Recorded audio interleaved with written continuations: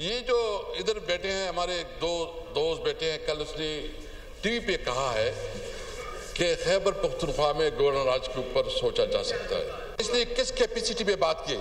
सबसे पहले तो गैर जमहूरी और गैर जमीरी इन्होंने अपनाया है, हुकूमत के एक नुमाइंदे ने अपनाया है कि एक सूबे में एक जमहूरी जो सबसे ज्यादा वोट ले चुके हैं उसके खिलाफ ये कह रहे हैं कि गवर्नर राज के ऊपर सोचा जा सकता है। ये आप सोच सकते हैं, आप भी गलतफहमी जो है गलतफहमी में रहे।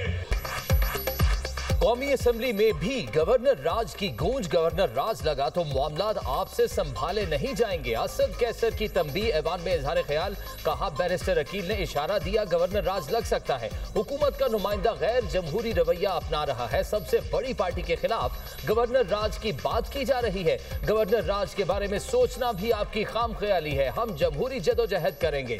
वजीर कानून आजम नजीर तारण ने जवाब दिया, गवर्नर राज मार्शल लॉ की कोई शक्ल नहीं, अगर ऐसे हालात होते हैं तो ये आईनी अमल है। पुलिस के डाले आगे पीछे ले जाकर फायर ब्रिगेड की गाड़ियों पर सरकारी क्लाशनकोफे लहराकर हमला करना गैर आईनी अमल है। तहरीक इंसाफ ने इस्तीफे देकर खुद स्पेस छोड़ी थी। आईनी अमल रोकने के लिए गैर आईनी तौर पर 2 मिनट में ऐवान तहलील किया गया।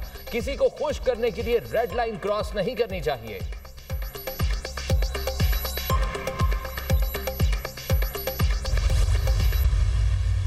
हमारी ख्वाहिश सबकी ये होनी चाहिए कि केपी का सीएम अपनी जिम्मेदारियां निभाए, वो आगे लग के चले, अपने सूबे को गवर्न करे, और अगर नहीं तो गवर्नर राज का ऑप्शन जो है वो होना नहीं है, फिर हो जाएगा। 26 नवंबर की तड़ी लगाएंगे तो घंटा लगेगा, अगर आप शराफत से चलेंगे नहीं तो गवर्नर राज लग सकता है।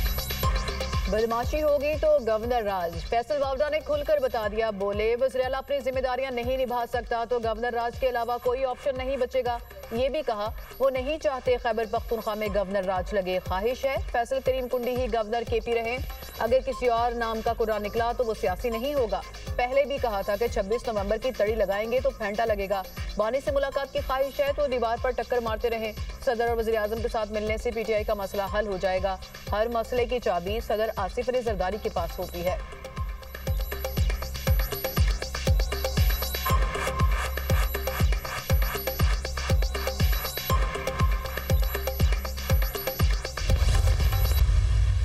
केपी के जो है ना गवर्नर रूल का मुतामिल हो सकता है, वहाँ दहशतगर्दी ज़रूर चली है और कोशिश करेंगे दहशतगर्दी ख़त्म हो, लॉ एंड ऑर्डर सिचुएशन बेहतरीन हो। वज़ीर आला को उनको टाइम देना चाहिए, वो खान साहब से मिले। ये सिर्फ चिमेगोइयाँ किसी सूरत पाकिस्तान तहरीक इंसाफ का सूबा केपी के, वो हम सब का सूबा है, वो किसी सूरत मुतामिल नहीं हो सका गवर्नर रूल के। ये लोगों को चिमेगोइयाँ हैं, कोई सोचता क्या है ये अलग बात है, लेकिन इंशाअल्लाह ताला गवर्नर रूल नहीं लगेगा। खैबर पख्तूनख्वा में गवर्नर राज लगना मुश्किल, बैरिस्टर गौहर कहते हैं सूबा गवर्नर रूल का मुतहम्मिल नहीं हो सकता। गवर्नर राज से मुतल्लिक सिर्फ चमगोइयां हैं, गवर्नर राज नहीं लगेगा, सूबा आइन और कानून के मुताबिक चलेगा। खैबर पख्तूनख्वा में गवर्नर राज लगता दिखाई नहीं दे रहा, कोशिश करेंगे खैबर पख्तूनख्वा में दहशतगर्दी खत्म हो। चेयरमैन पीटीआई की मीडिया से गुफ्तगू, कहा बानी पीटीआई से आखिरी मुलाकात 4 नवंबर को हुई थी। बानी तहरीक इंसाफ से मुलाकातें बहुत जरूरी हैं। वजीर आला खैबर पख्तूनख्वा को बानी से मुलाकात का वक्त दिया जाना चाहिए। भारतीय चैनल्स को कहा है पाकिस्तान और बानी पीटीआई से दूर रहें। भारतीय मीडिया की हमें कोई हमदर्दी नहीं चाहिए, अगर कोई भारतीय चैनल को बयान देता है तो ये उसका जाती अमल है।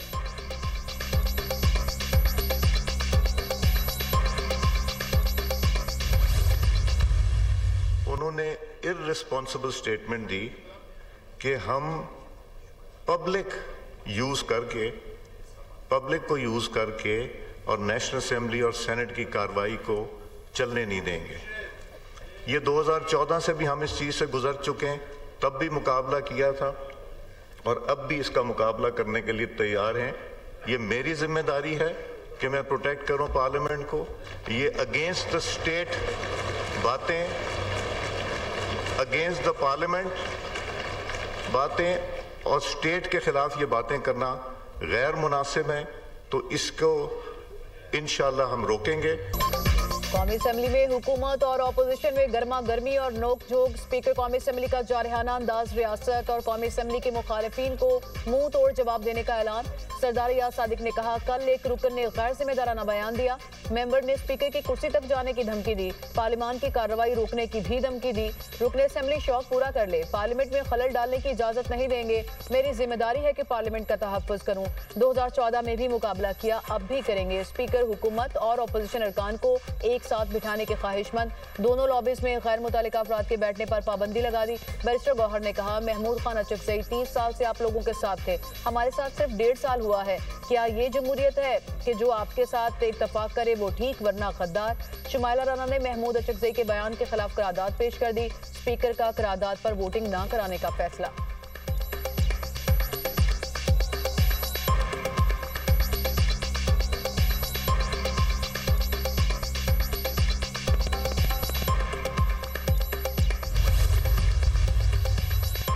आर्मी चीफ की मुद्दत मुलाजमत को पहले ही नवंबर 2027 तक कानूनी तहफ़्फ़ुज़ हासिल। वज़ीर कानून आज़म नज़ीर तारड़ की आर्मी चीफ के नोटिफिकेशन से मुताल्लिक गुफ्तगू। कहा, नई तरमीम के बाद इकट्ठी तैनाती का नोटिफिकेशन आएगा, लगता है मीडिया के पास कोई खबर ही नहीं। वज़ीर इत्तलात अताउल्लाह तारड़ ने कहा, नोटिफिकेशन के मामले पर ख्वाजा आसिफ का ट्वीट वाज़ेह है, हर चीज तरीके से चल रही है, किसी किस्म की कोई मुश्किल नहीं।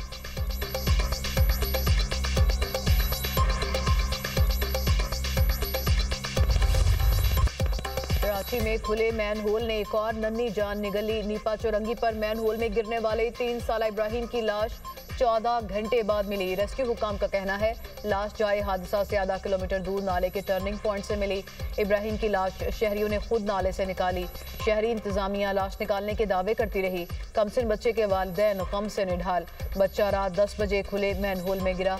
लवाहिकी ने वक्त ऑपरेशन शुरू न किए जाने पर एहतजाज किया, रोड ब्लॉक किए रखा। बच्चे के वालिद नबील का कहना है, शॉपिंग करके निकले तो बेटा हाथ छुड़ाकर भागा और मैन होल में गिर गया। मैन होल पर ढक्कन मौजूद नहीं था। ऑपोजिशन अरकान का सिटी काउंसिल की जाने मार्च में कराची जवाब दो, खून का हिसाब दो के नारे। नन्हे इब्राहिम की नमाज जनाजा अदा, बड़ी तादाद में शहरियों की शिरकत। कराची में रवां साल 6 बच्चों समेत 25 अफराद खुले गटरों में गिरकर जान की बाजी हार चुके।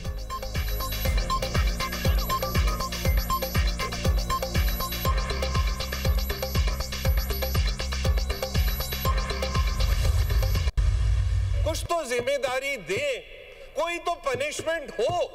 और वो पनिशमेंट कौन डिसाइड करेगा? हम यहाँ बैठ के डिसाइड करेंगे? हम हाथों में चूड़ियां लगा के बैठे हुए सबके सब मर गया, कुछ नहीं कर रहे हम लोग यहाँ। ऑपोजिशन का 3 साला इब्राहिम की तस्वीर उठाकर सिंध असेंबली में एहतजाज। बच्चे की मौत पर ऑपोजिशन लीडर को बात करने की इजाजत न मिलने पर अरकान का ऐवान से शोर शराबा और वॉकआउट। MQM अरकान एहतजाजन असेंबली से बाहर चले गए। आजाद रुकन रेहान बंदूकरा का तवज्जो दिलाओ नोटिस। कहा, चंद लम्हात में जिंदगी खत्म हो गई, हम सब जिम्मेदार हैं। यहाँ डंपर पूरे खानदान खत्म कर देते हैं। MQM के इफ्तिखार आलम ने सिंध हुकूमत को झंझोड़ डाला। कहा, क्या कराची के बच्चे इसी तरह गटरों में गिरते रहेंगे? हुकूमत इस तरह के वाकयात का तदारुक कब करेगी? खुले मैनहोल्स मौत को दावत के मुतरादिफ हैं। 14 घंटे बाद लाश मिली। वाकये पर सिंध हुकूमत का मौक़िफ़ आना चाहिए। गैर रजिस्टर्ड VPN पाकिस्तान की कौमी सलामती के लिए बड़ा खतरा करार। दहशतगर्द गैर मुल्की एजेंट अपने वजूद को छुपाने के लिए गैर कानूनी VPN इस्तेमाल कर रहे हैं। गैर रजिस्टर्ड VPN का हमलों की मनसूबाबंदी, अफवाहों, प्रोपोगेंडे और गैर कानूनी सरगर्मियों के लिए इस्तेमाल। सरकारी हुकाम का कहना है, ऐसी सरगर्मियों से पाकिस्तान का हर शहरी गैर महफूज हो जाता है। अपने मुल्क और अपनी हिफाजत के लिए गैर रजिस्टर्ड VPN का इस्तेमाल हरगिज न करें। सिर्फ PTA से मंजूर शुदा और रजिस्टर्ड VPN इस्तेमाल करें। माहिरीन का कहना है कि गैर रजिस्टर्ड मुफ्त VPN दरअसल आपका डेटा चुरा रहे हैं।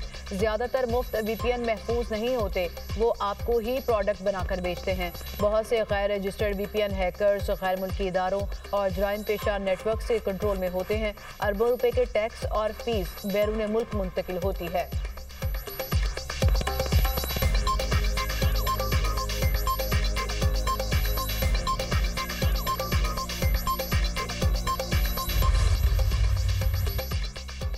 इजराइल की जंगबंदी की मुसलसल खिलाफ वर्जियां। इसराइली लड़ाका तैयारों के रेफा शहर में हमले, मजीद 4 फलस्तीनी शहीद। खान यूनिस में कई घर तबाह कर दिए। इजराइल का गुज़िश्ता हफ्ते के दौरान 40 से ज्यादा हमास जंगजू शहीद करने का दावा। इजरायली फौज का कहना है हमास जंगजू रेफा में सुरंगों के खिलाफ ऑपरेशन में मारे गए। गजा में इस्लामिक यूनिवर्सिटी में 2 साल बाद तदरीस का अमल बहाल। यूनिवर्सिटी मुकम्मल तौर पर खुलने के लिए काम जारी है। पॉम्पियो कहते हैं 2 रियासती हल ही फलस्तीनी तनाज़े का वाहिद हल है। सब जानते हैं इजराइल को 2 रियासती हल कबूल नहीं। रोमन कैथोलिक चर्च की क़यादत 2 रियासती हल की हामी।